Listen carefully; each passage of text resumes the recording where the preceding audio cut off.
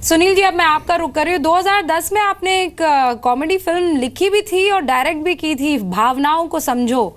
Sir, ये वित्त मंत्री जी हमारी भावनाओं को समझेंगे आज?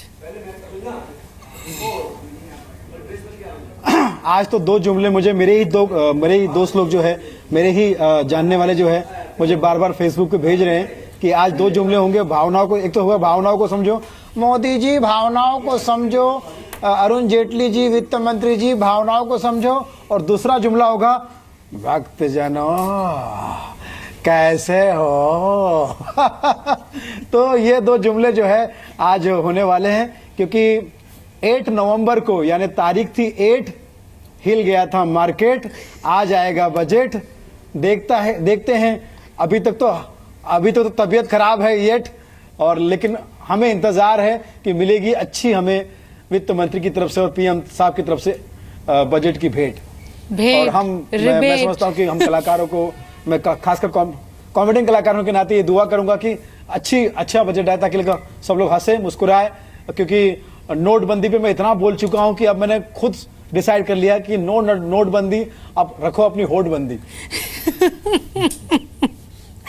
अच्छा, लेकिन अब हरे हरे नोट नहीं होंगे ना? हम तो सुबह से इसी पर चर्चा कर रहे हैं।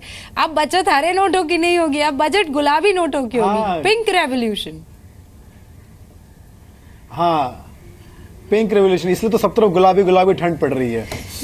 पूरे हिंदुस्तान में, पूरे देश में गुलाबी गुलाबी ठंड पड़ना शुरू हो गया। सबको पता है कि गुलाबी जो है, क्योंकि देखिए एक जमाने में ऐसा था कि एटीएम की बड़ी इज्जत हुआ करती थी, एटीएम बड़ा सम्मानजनक शब्द हुआ करता था। लड़कियां भी अपने बॉयफ्रेंड को एटीएम समझती थी कि कोई भी काम करवाना हो, कोई भी चीज़ मंगवाना हो तो तुरंत कहती थी राहुल ये लाके दो, वो लाके दो, एटीएम समझती थी। आजकल वही लड़कियां अपने प्रेमी को भाव नहीं दे रही है, तो प्रेमी टेंशन में कि यार कल तक तो तुम मुझे एटीएम समझती थी, आज मुझे भाव क्यों नहीं दे रही हो। तो लड़की कहती है अब तुम में बचा ही क्या है, अब तो तुम एकदम खाली हो गए हो, meet my new boyfriend Paytm.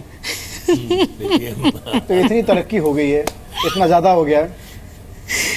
Arvind Kejriwal ji से मैंने पूछा था, अरविंद जी हमारे जो मेरे फेवरेट नेता है, अरविंद जी से मैंने पूछा था कि डीमोनेटाइजेशन के बारे में आपका क्या ख्याल है, नोटबंदी के बारे में।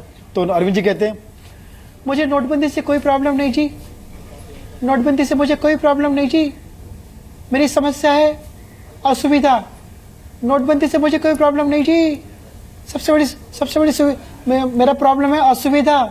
मैंने सर असुविधा क्या है? नोटबंदी। तो ये जो है मेरे ख्याल से सब तरफ मामला हो रहा है। लेकिन जगदीश सिंह साहब के अंदाज में ये कहना चाहूंगा, कैश वालों को खबर क्या, ब्लैक मनी क्या चीज है, एक्सचेंज कीजिए फिर समझिए, एक्सचेंज कीजिए फिर समझिए, व्हाइट मनी क्या चीज है। तो आज जो बजट आने वाला है व्हाइट एंड व्हाइट होने वाला है। मुझे लगता है कि सबको खुशी मिलने वाली है। ट्रेन जो है, जो अब तक प्रभु के भरोसे थी, उस पर हमारा भी भरोसा हो जाएगा। सुरेश प्रभु के भरोसे थी, तो अब हमें भी उस पर भरोसा हो जाएगा। रोटी कपड़ा मकान के लिए हमको तकलीफ नहीं होगी। बाकी घर के काम काजों के लिए तो कोई प्रॉब्लम नहीं है, सब लोग एंजॉय कर रहे हैं। और मैं समझता हूँ कि आम आदमी की जरूरत के हिसाब से अगर बजट आएगा तो मुझे लगता है कि आम आदमी मतलब हमारे केजरीवाल साहब नहीं, क्योंकि वो तो इतना खासते हैं, कभी कभी मुझे लगता है मैं कंफ्यूज हो जाता हूँ कि सर आप आम आदमी या खास आदमी है, तो कभी कभी कंफ्यूज हो जाता हूँ। लेकिन बैंगलोर जाने के बाद उनकी तबीयत जो है अब बहुत सुधरने लगी है। लेकिन यही इकोनॉमी की जो बिगड़ती तबीयत है, वो वित्त मंत्री कितनी सुधार पाते हैं उस पर देखिए सुनील जी, आपकी भी नजर है और हम सबकी भी नजर है। अब मैं आपको एक सेकंड के लिए रोक रही हूँ और हम मृगेंद्र जी का रुख करेंगे। मृगेंद्र जी, वही बात देखिए, आप हंसी मजाक में कहिए, हल्के फुल्के लहजे में कहिए, या फिर बहुत भारी भरकम शब्दों के साथ कहिए, कुल मिलाकर बात यही है कि नोटबंदी के बाद ये सबसे बड़ा इम्तिहान है। सिर्फ बड़े बड़े वादे और दावे करने से काम नहीं होगा, उसको ग्राउंड पर आप किस तरीके से निभाएंगे, क्योंकि इकोनॉमिक सर्वे जो है उसने आपके सामने बहुत से वैसे चैलेंजेस और बैरियर रखे हुए हैं। तो कुल मिलाकर सवाल यही हो जाता है कि कितना इंपॉर्टेंट हो जाएगा इन चीजों, इन चैलेंजेस से डील करना। बिल्कुल ठीक बात है। और नोटबंदी के बाद उस पूरे समय के दौरान जो लोगों ने कठिनाइयाँ महसूस की हैं, और उस नोटबंदी को जिस कारण से एक्सेप्ट किया था कि भाई अभी आगे चल के कुछ विशेष होने वाला है, हम लोगों को कुछ फ़ायदा होने वाला है, हमारे लिए ये डिसीजन लिया गया है, तो उस लेवल पे जाके आपको इस बजट में कुछ ना कुछ करना चाहिए। हमको ये देखना पड़ेगा, ये समझना पड़ेगा कि आज आदमी कैश में क्यों डील कर रहा है। आज इंसेंटिवाइज करने की जो बात है, आज आप कार्ड पेमेंट करते हैं, आपको 1.5% 2% की जो फीस लगती है, वो फीस मैं क्यों बेयर करूं? तो सरकार को इस दिशा में कुछ निर्णय करना चाहिए, उस फीस को वेव ऑफ करना चाहिए, एटलीस्ट कम करना चाहिए। दूसरी बात जो है टैक्स रिलैक्सेशन की, आज जो छोटे छोटे दुकानदार हैं, आज जब वो कैश में डील करते हैं तो उनको टैक्सेशन का बर्डन उतना नहीं आता है, उससे वो बच सकते हैं। जैसे ही बैंक इकोनॉमी में जाते हैं, फॉर्मल इकोनॉमी में जाते हैं, तो टैक्स का बर्डन उनके ऊपर आता है। छोटे व्यापारियों को एटलीस्ट हमें टैक्स रिलैक्सेशन की तरफ अभी देखना पड़ेगा, और टैक्स का जो बेस है उसको बढ़ाने के साथ साथ टैक्स की रेट को कम करने का हमें, जो नितिन जी ने भी कहा था, उस दिशा में अभी कदम बढ़ाने चाहिए। अभी ये परफेक्ट समय है इस देश को इनोवेशन की तरफ लेकर जाने के लिए।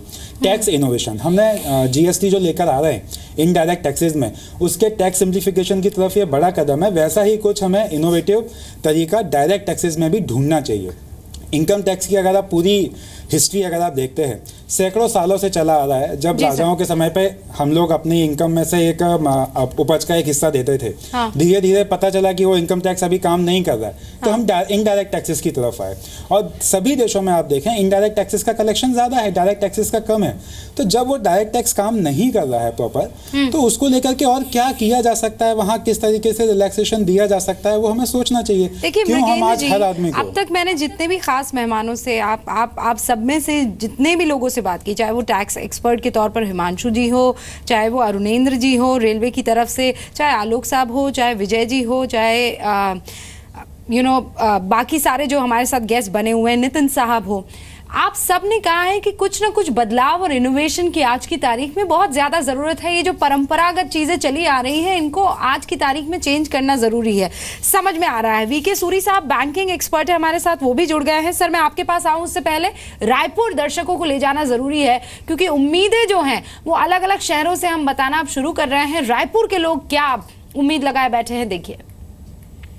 तो ऐसा लगता है कि आने वाले दिनों में जो बहुत से टैक्स हैं वो टैक्स कम होने चाहिए, और जो आयकर की जो सीमा है जो अभी बहुत कम है उसको भी बढ़ाने की उम्मीद हम लोगों को बढ़ गई है। ऐसा लगता है कि इस बार जो स्लेब है वो बढ़ेगा और टैक्स कम होंगे उसके ऊपर में। मुझे तो उम्मीद है जिस तरह से हमने मोदी जी को सहयोग किया है नोटबंदी में, आम पब्लिक ने जिस तरह से मिलजुल करके सहयोग किया है, तो हम तो चाहते हैं कि मोदी जी भी हमें भी सहयोग करे और स्लैब रेट को बढ़ाए टैक्स का। और आम जनता जो एक मिडिल क्लास जो फैमिली हो, तो यही उम्मीद करती है कि इनकम टैक्स स्लैब रेट बढ़ना चाहिए। जो बेरोजगार लोग हैं, और जैसे शिक्षा के, खास करके छत्तीसगढ़ में जिस तरह से अभी हालात हैं, शिक्षकों का बहुत ही कम सैलरी देते हैं, 8-8 साल का बंधन रखे हुए हैं, तो हमें उम्मीद है कि वो कुछ करें। महंगाई पे नियंत्रण, ये महंगाई जो है आसमान छू रही है।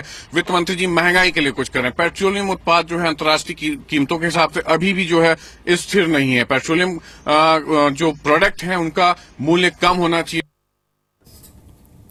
अच्छा, बाजार का हाल भी आपको बता दूं, मुझे अभी जानकारी मिली है 0.02% डाउन है सेंसेक्स और 0.06% डाउन है निफ्टी।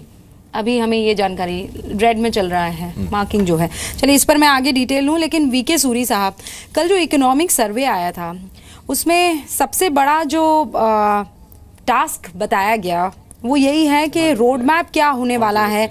सारी जो प्रॉब्लम्स बैंकिंग सेक्टर को लेकर अभी खासकर, जो कि बहुत क्रिटिकल है इकोनॉमी को लेकर, चाहे वो 7 पीएसयू बैंक हो जिनके पास कैश की एडुकेसी बहुत ज़्यादा नहीं है, और मेरे ख्याल से 8.5 है, और एक पीएसयू जो बचता है उसके पास लेस देन 8% है। सर, कितना इंपॉर्टेंट बैंकिंग सेक्टर का मामला इस बार रहेगा बजट को लेकर?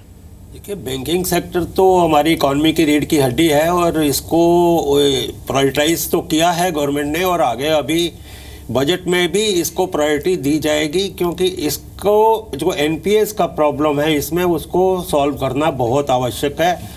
अब चाहे उसको आप एक बैड बैंक बनाकर उसको ट्रांसफ़र कराएं, या एआरसी को आप स्ट्रेंथन करें, अपने सिस्टम्स को, जो हमारा कानून है उनमें मोर टीथ हों, और एक जो प्रॉपर्टी का हमारा एक रियल एस्टेट का भी वो इशू है। हाँ। कि जब उसको बेचा जाता है तो जो बैंक ऑक्शन करते हैं, जब उसको अपना पैसा वसूलने के लिए एनपीएस को, तो वो ऑक्शन होता ही नहीं है, क्योंकि सारा पैसा वाइट में देना पड़ता है। तो ये सारी चीज़ों को अभी रिव्यू, एक रिफॉर्म्स की सख्त ज़रूरत है, और एक रेगुलेटरी बॉडी भी जो है हमारी, उसका भी एक बहुत रोल में चेंज की आवश्यकता है कि ओवरनाइट तो कोई बैंक खराब हो नहीं गए, ओवरनाइट तो कोई उसमें एनपीएस हो नहीं गए। इतने ज़्यादा एनपीएस जो निकल कर आए हैं बाहर, वो सारे के सारे over a period of years हुए हैं। और हर साल रिजर्व बैंक के ऑडिटर्स, इंस्पेक्टर्स जाते हैं हर तो बैंक में सूरी इंस्पेक्शन सर, करने। आपको क्या लग रहा है कि इस बजट में ये जो बदलाव आप चाह रहे हैं, और मेरे ख्याल से आप वर्षों से इन बदलावों की